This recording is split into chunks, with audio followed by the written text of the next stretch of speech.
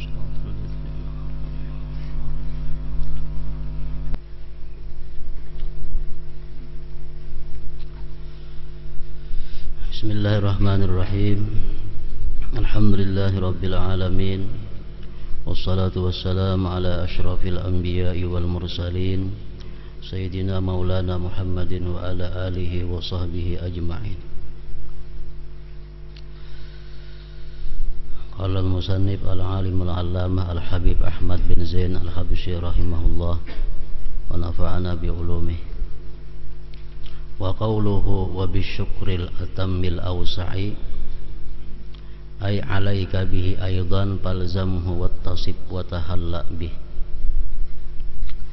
Wa syukru huwal ma'rifah bi anna jami'an ni'am minallahi ta'ala wahdah la syarika lahu biha wal farahu bi in'amihi wal amalu bi ta'atihi.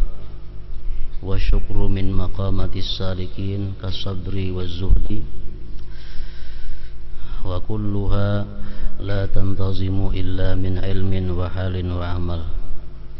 Wal farahu bi in'amillah wal hal wal amalu bi ta'atillah bi ni'matihi wal amal wal ma'rifatu bi anna an-ni'ama kullaha min Allahi hiyal ilm.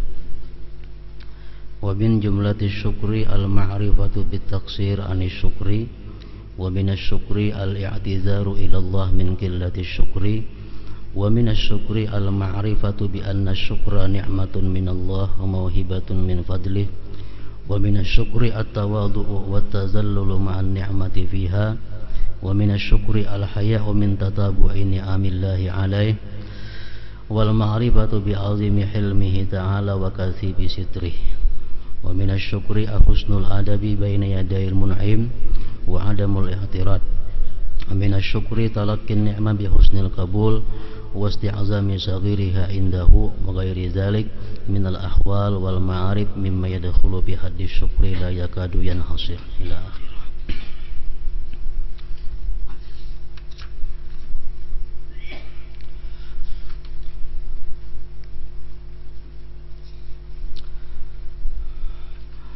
Bersyukur artinya mengetahui, menyadari bahwa semua nikmat yang dia peroleh adalah berasal dari Allah Ta'ala yang Maha Esa dan tiada sekutu baginya.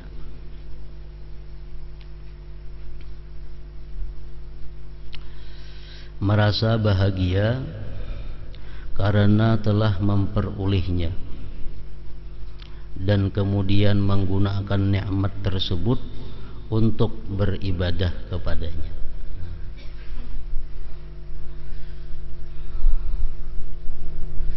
Jadi saya sudah membicarakan masalah sabar, lalu Al-Habib Abdullah bin Alawi Al-Haddad menyambungnya dengan syukur.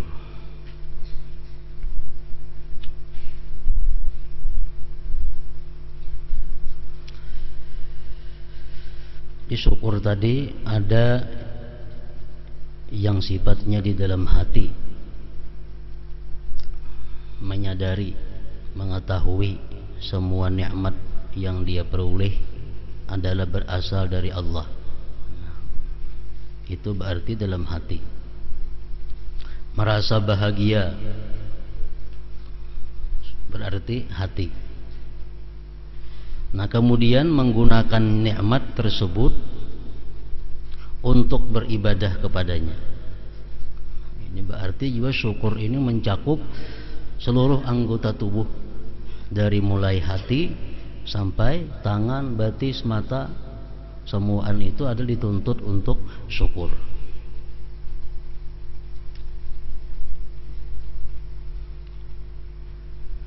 Di dalam satu riwayat disebutkan bahwa Nabi Daud alaihissalam, beliau senantiasa meminta kepada Allah 4 perkara dan berlindung daripada Allah dengan 4 perkara. Jadi ini doa yang dibaca oleh Nabi Daud alaihissalam. Ujar sidin, Allahumma inni as'aluka lisanan dzakira. Artinya, ya Allah, aku minta kepada Engkau lisanan dzakira, lisan yang berzikir, wa qalban syakira, dan hati yang bersyukur. Karena syukur ini bermulanya adalah dari hati.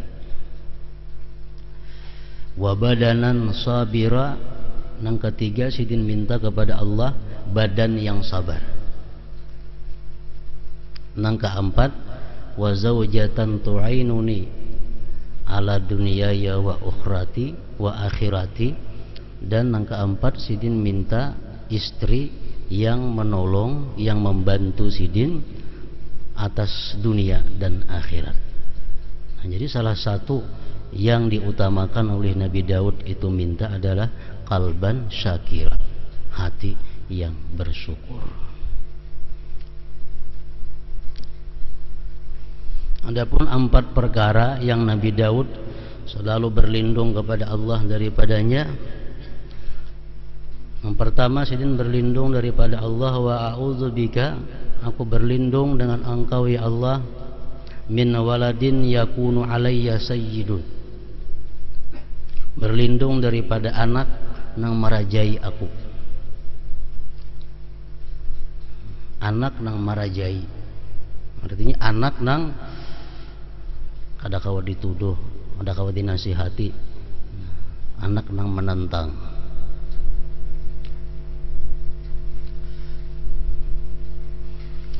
Yang kedua, Sidin berlindung wa min imra'atin tusayyibuni qabla zamanil masyib. Nabi Daud berlindung juga daripada Allah, daripada istri yang membuat aku beruban sebelum masanya beruban. Apa artinya itu?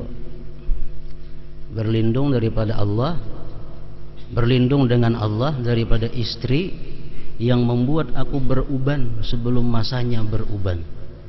Artinya bini nang jadi pikiran.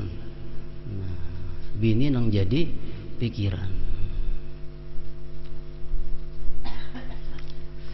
Yang ketiga, Sidin berlindung wa min malin yakunu wabalan alayya, berlindung daripada harta yang menjadi bala atasku.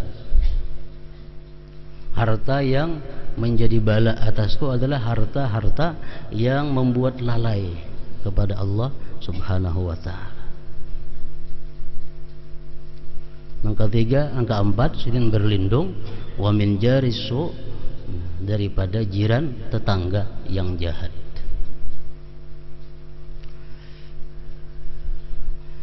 Nikmat Allah kepada kita sempurna apabila kita dikaruniai nang 4 tadi.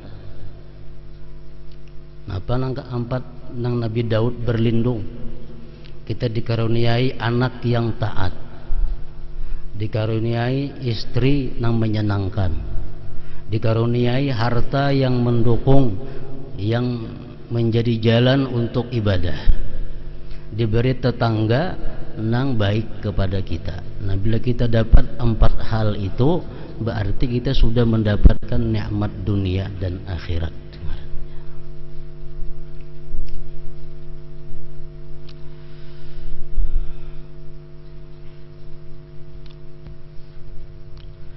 Sebagaimana zuhud dan sabar,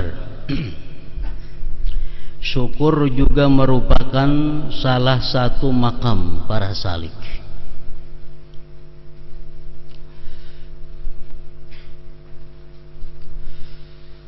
Makam itu bisa diarti kedudukan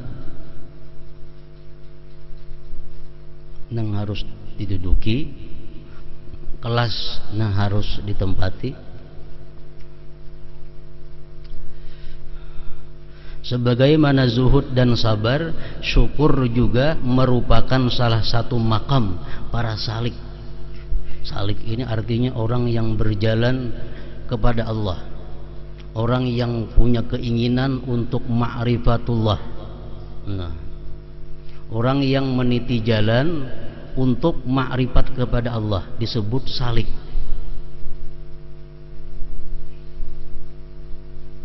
Kalau kita umpamanya ada tujuan, kita ada minat untuk mendapatkan ma'rifat kepada Allah, lalu kita berusaha, nah itu ngarannya berarti kita salik.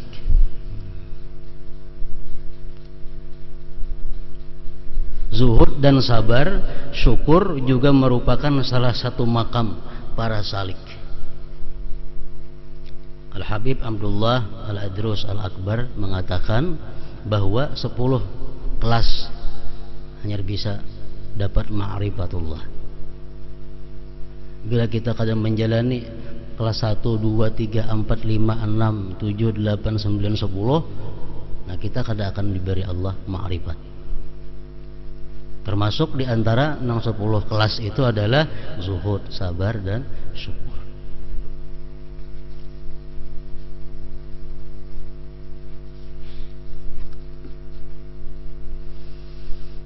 Beliau mengatakan yang pertama makam tobat.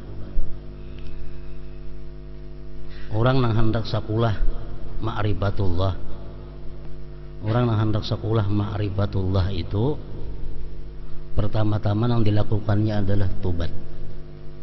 Bila kada tobat kada diterima.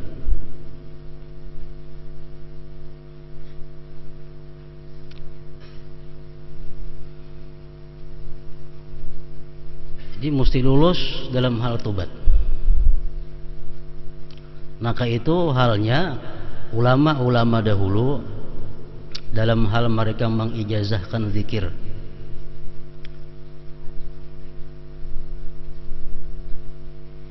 Orang hendak berijazah zikir. Nah berarti kalau orang ini hendak berijazah zikir, dia ingin ma'rifatullah.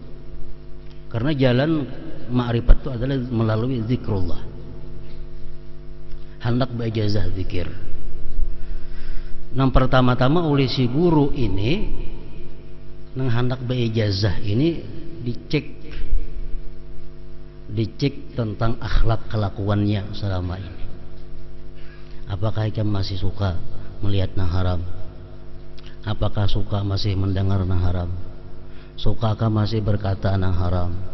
Apakah engkau masih bermuamalah, berusaha dengan usaha yang haram? Apakah engkau masih kadang memilih makanan-makanan yang halal yang haram? Apakah engkau masih suka memakai pakaian yang haram? Nah, bila sudah hal-hal demikian itu dibuangi, lalu tobat, nah hanya diberi ijazah zikir. Jadi dalam ajaran tarikat itu kada boleh seorang guru mengijazahkan zikir kepada muridnya kalau muridnya ini masih suka melakukan hal-hal maksiat. Kada boleh.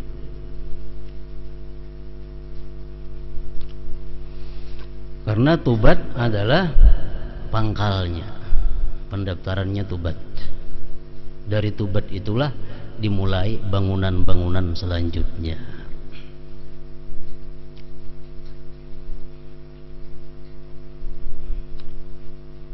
Jadi sudahnya mahakuni lawan tobat,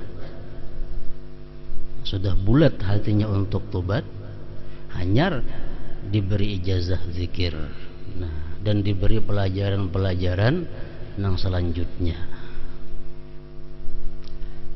Dan setiap orang yang tobatnya itu benar, tobatnya itu diterima oleh Allah, itu Allah berikan hal, satu keadaan di mana dia cinta kepada Allah. Nah, ini ujar Habib Abdullah Al-Idrus. Kalau kita tobat kepada Allah, otomatis kita cinta kepada Allah. Cinta kepada Allah ini artinya dimulai dengan cinta kepada hal-hal yang diridai Allah. Umpamanya kita tobat daripada berkata yang haram. Imam Ghazali mengatakan tobat itu boleh bertahap. Maksudnya kita kebanyakan cabang dosa, melihat yang haram ketujuh, mengatakan yang haram ketujuh, mendengar yang haram ketujuh, makan yang haram ketujuh juga. Nah, kebanyakan yang haramnya nih sekaligus tobat mungkin sulit. Nah, ujar Imam Ghazali itu boleh bertahap. Nah, misalnya pertama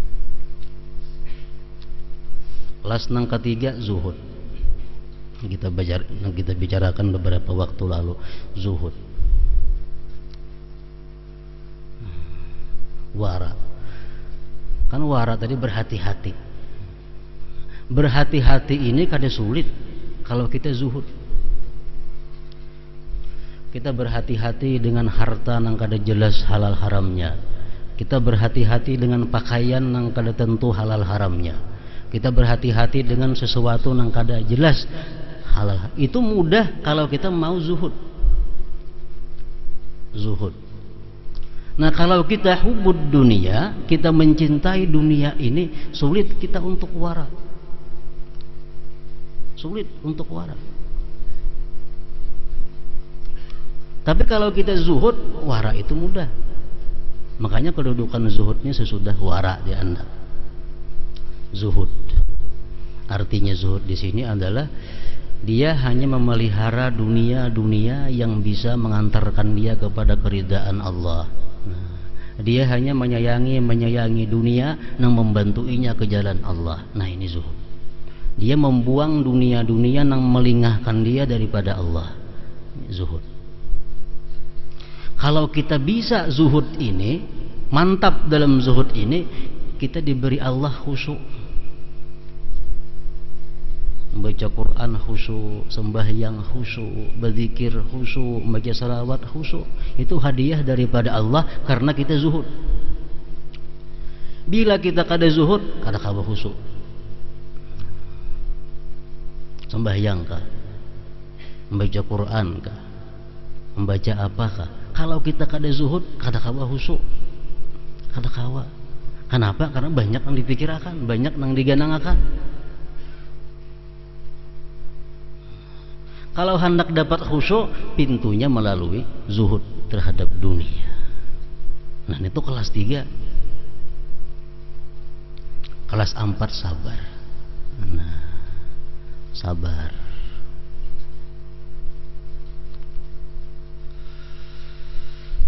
Sudah kita bicarakan sabar di minggu dahulu.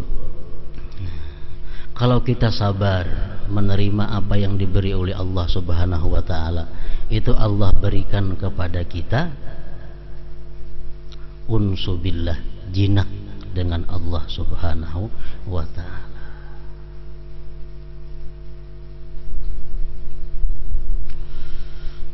Nang kalima fakir, artinya berhajatnya dia hanya kepada Allah. Kelas 5 ini itu sudah. Kelas 5 ini sudah berhajat hanya kepada Allah. Dia hanya minta pertolongan kepada Allah. Dia hanya minta apapun kepada Allah. Kalau kita kawa macam itu, diberi Allah kita qurbun, kedekatan dengan Allah. Kedekatan dengan Allah Subhanahu wa taala. Nah, kelas 6 menurut Habib Abdullah Al-Idrus hanya syukur. Syukur.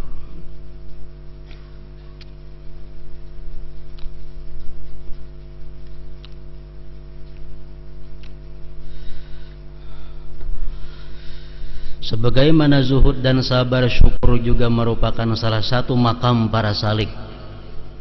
Menurut Tariqah Alawiyah, makam nomor 6 ini syukur. Dan sebuah makam tidak akan dicapai kecuali dengan ilmu, hal dan amal.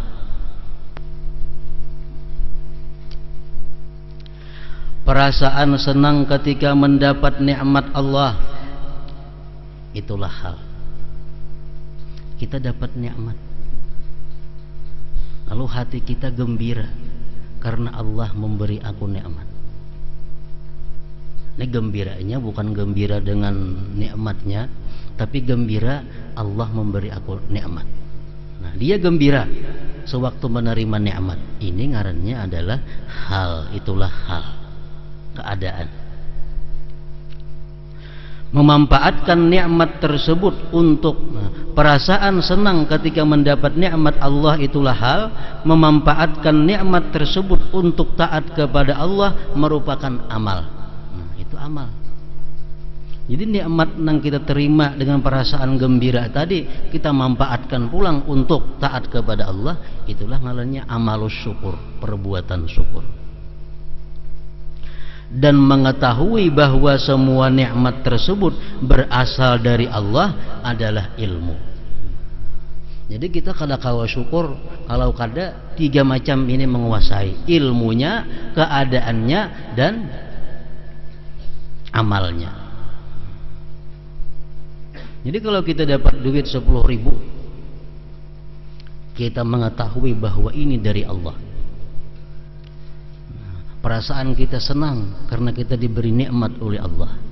Kita gunakan 10.000 untuk taat kepada Allah, berarti kita mensyukuri duit nang 10.000 tadi ngarannya. Itu. Sikap manusia yang termasuk dalam syukur sangatlah banyak.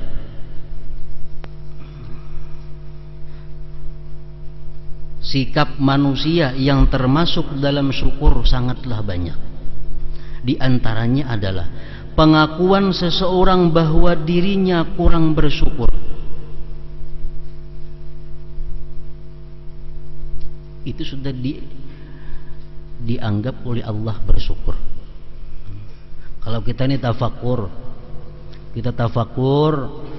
kalau kita mengaku, aku ini kurang benar syukur lawan Tuhan, kurang syukur lawan Tuhan. Nah, kalau kita mengaku demikian, kita sudah dianggap Allah termasuk orang yang syukur. Permohonan ampun kepada Allah karena hanya sedikit bersyukur,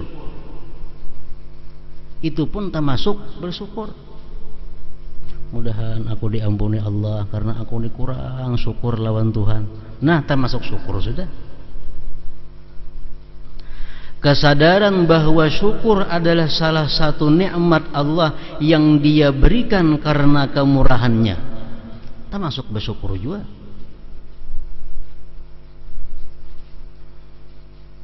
Aku ini mampu nah bersyukur. Ya macam tadi teh, dia terima duit 10.000 dengan senang hati karena ini dari Allah dan dia gunakan untuk taat kepada Allah, lalu dia syukur, kawa bersyukur. Nah, syukur bahwa aku telah kawa bersyukur. Tawadhu merendahkan diri ketika memperoleh sebuah nikmat dan ketika memanfaatkannya. Syukur juga. Perasaan malu kepada Allah karena terus-menerus mendapatkan nikmatnya.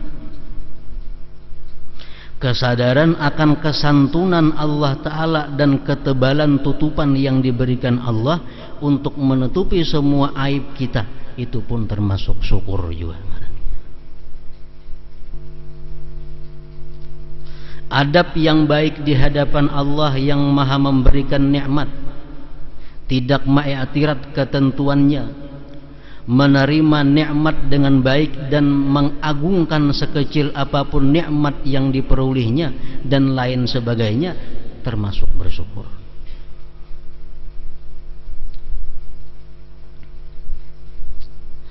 Sebelumnya telah kami sebutkan bahwa syukur adalah pengetahuan, kesadaran bahwa semua nikmat berasal dari Allah Ta'ala yang Maha Esa.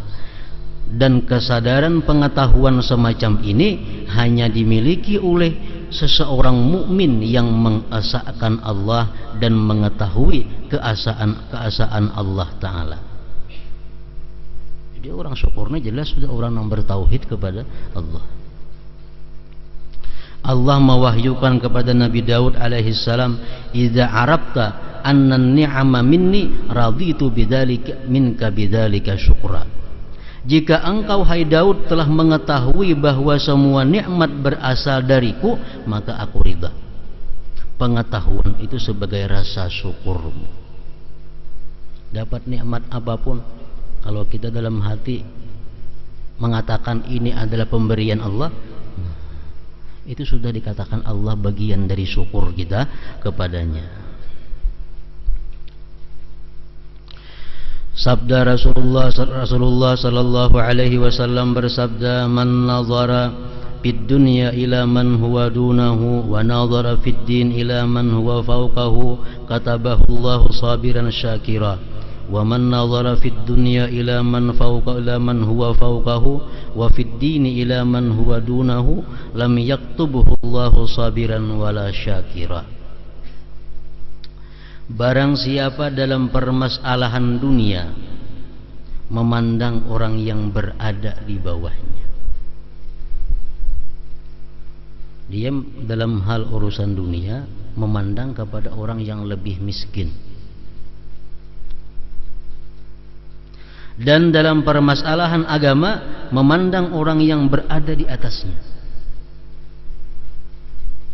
maka Allah akan mencatatnya sebagai orang yang bersabar dan bersyukur. Kita masuk kelakuan juga, kelakuan sabar syukur juga itu.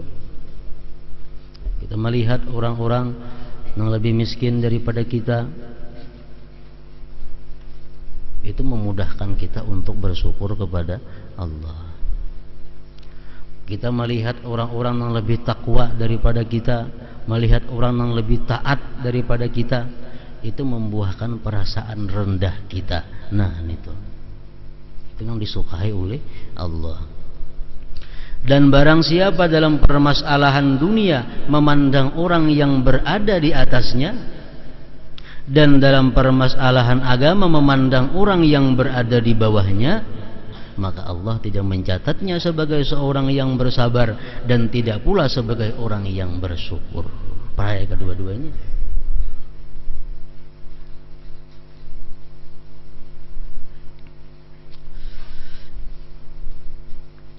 Lantaran tingginya kedudukan syukur, maka iblis berkata, wala tajidu aktsarahum syakirin. Dan engkau, hai Tuhan, tidak akan mendapati kebanyakan dari mereka itu manusia bersyukur.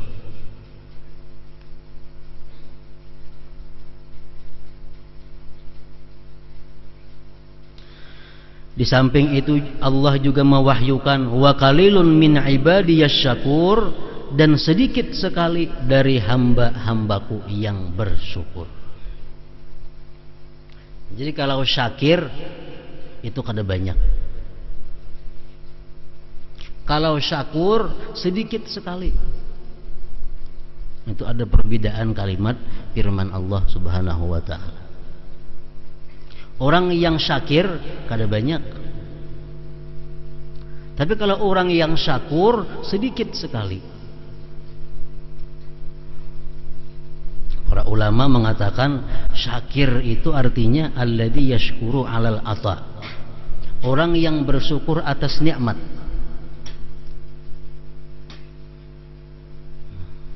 Orang yang menggunakan nikmat di jalan Allah itu pun sudah kada banyak lagi. Kalau syakur alladzi yashkuru 'alal bala, dia bersyukur bukan hanya atas nikmat tapi atas balanya. Nah, syakur.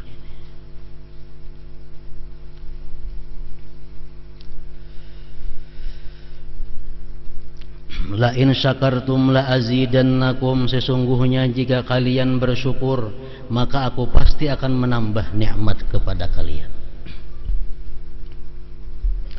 Ma yaf'alullahu bi'adzabikum in syakartum wa amantum, Allah tidak akan menyiksa kalian jika kalian bersyukur dan beriman. Wa sanajzis syakirin, dan kami akan memberi balasan kepada orang-orang yang bersyukur. Dan Allah maha, wallahu syakurun halim, dan Allah maha pembalas jasa mensyukuri dan maha penyantun.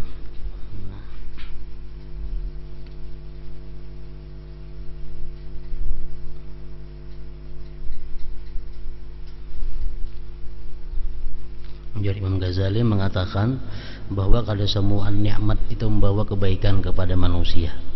Nikmat-nikmat yang membawa kebaikan kepada manusia adalah nikmat yang mereka mampu mensyukurinya.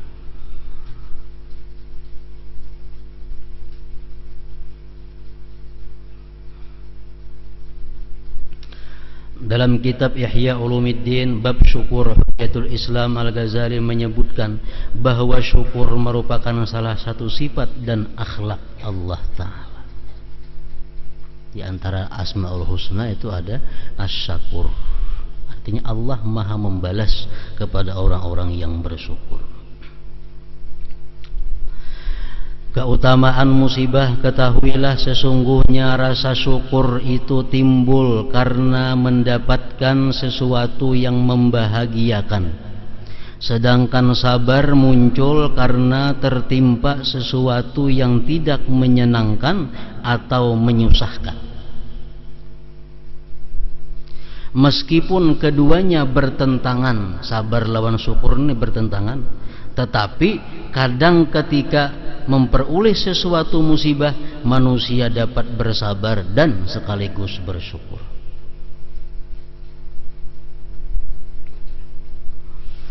Yaitu ketika dia menyadari bahwa di dalam kesabarannya tersebut terdapat kenikmatan tersendiri yang bahkan harus ia syukuri. Jadi syukur lawan sabar ini belawanan, tapi kadang-kadang ini satu.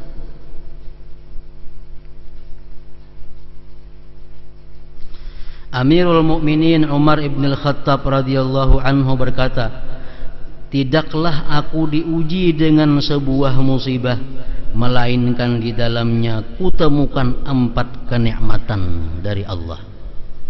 Jadi satu musibah itu ada 4 nikmat di dalamnya.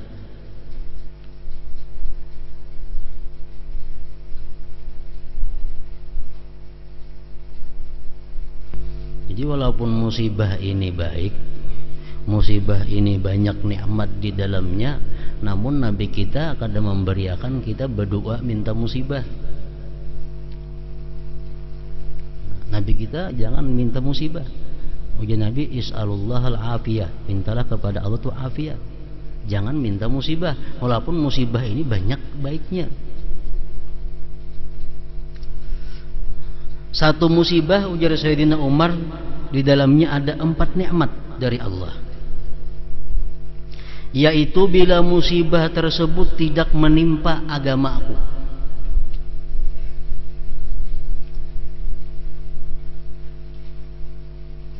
Seorang laki-laki datang kepada Imam Sahal At-Tustari. Ujar laki-laki tadi, wahai Imam Sahal, malam tadi maling masuk ke rumahku dan menghabiskan hartaku. Musibah nih. Malam tadi maling masuk ke rumahku dan menghabiskan hartaku. Imam Sahal berkata, uskurillah, ikam bersyukur kepada Allah. Untung maling itu kada masuk ke dalam hatimu. Kalau dia masuk ke dalam hatimu, dia bisa mengambil tauhidmu. Nah, kalau dia mengambil tauhidmu, apa yang kamu perbuat? Nah, jadi syukur artinya maling ini hanya mengambil harta dunia, kada mengambil hati, kada mengambil tauhid yang ada di dalam hati.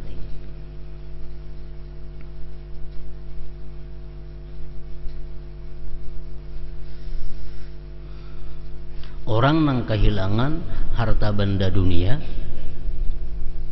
nah ditambah pulang keluh kasah, ini double musibah agama dan dunia. Ujar Sayyidina Ali mengatakan, al jaza tamamul bala. Keluh kasah itu pelengkap bala. Kalau kita dapat bala, kita keluh kasah, klub sudah komplit, bala kita terima, bala dunia dan bala akhirat.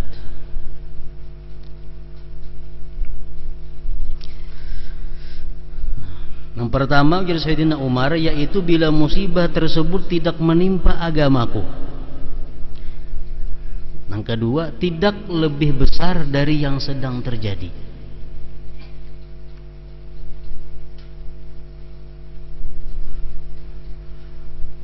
Aku ridha dengan musibah itu dan aku dapat mengharapkan pahala darinya. Nah, setiap musibah 4 buting itu, namun kita bisa menyikapi musibah itu. Disegerakannya siksa di dunia ini adalah termasuk sebuah nikmat yang harus disyukuri.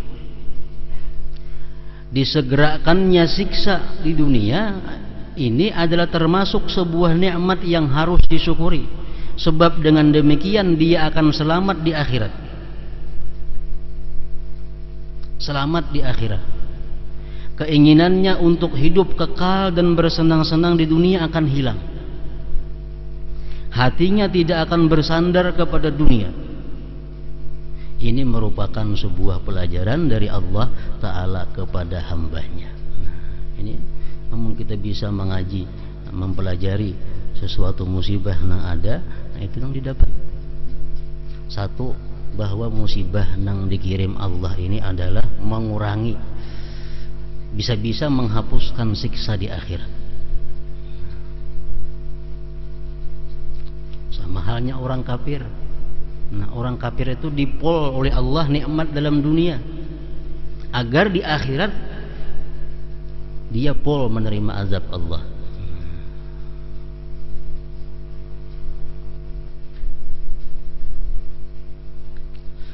Mengingat begitu banyak nikmat yang tercakup dalam sebuah musibah, sebagaimana yang telah kami sebutkan di atas, maka sudah sepantasnya jika manusia bersyukur atas musibah tersebut. Sebab di balik musibah itu terdapat berbagai nikmat tersembunyi. Sayyidina Ali diriwayatkan Sayyidina sakit. Waktu Sayyidina Ali sakit, Sayyidina Ali minta kepada Allah agar diberi kesabaran.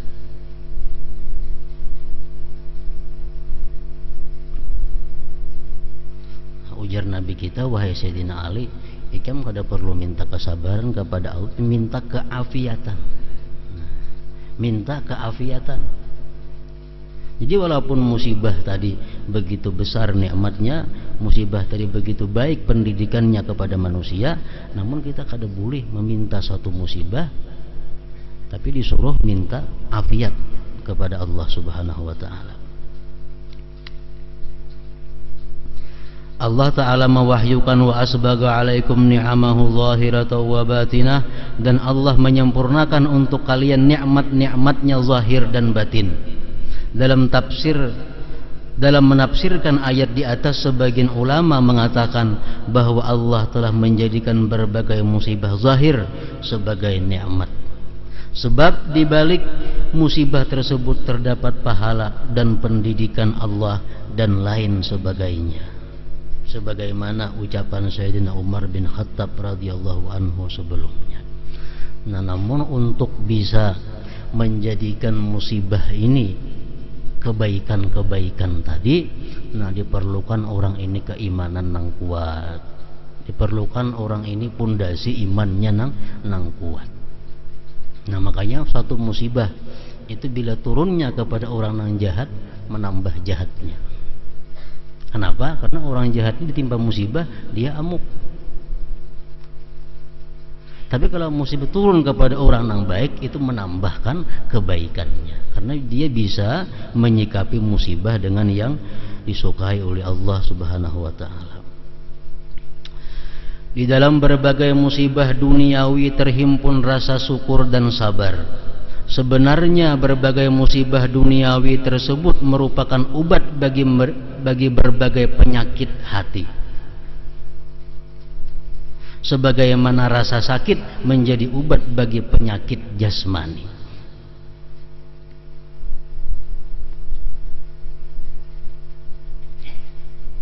Orang ketujuh berjalan kepada hal-hal yang kada baik, yang kada ada manfaatnya, ketujuh berjalan.